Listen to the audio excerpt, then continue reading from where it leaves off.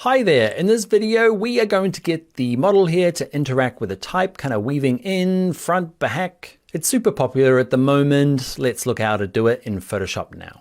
Now a little note, before we get started, this builds on the previous video. If you're jumping straight to this video, I'm going to show you what we've done.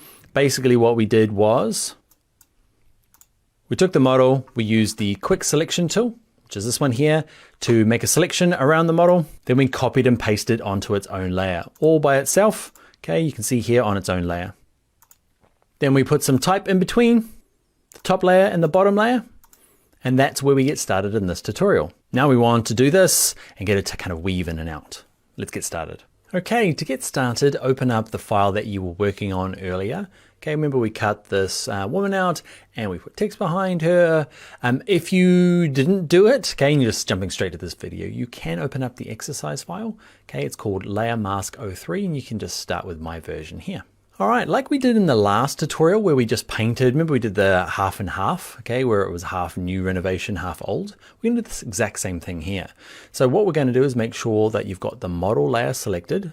And if you are just jumping back into this, we've actually cut this woman out, okay, of the background. She's still there in the background, okay, but we've kind of broken her out so that there's text in between. So with the top layer selected, just like we did with the last tutorial, we've got no selection, we're just gonna hit layer mask.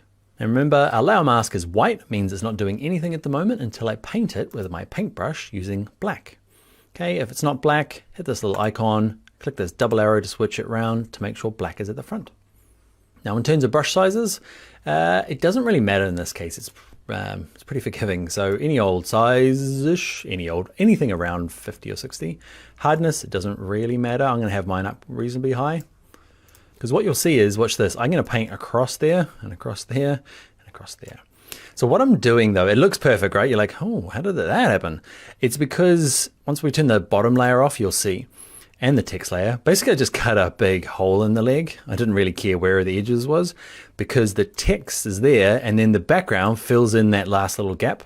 It's a neat trick. Now you just gotta decide what you want in there. So make sure you're on the right layer, okay?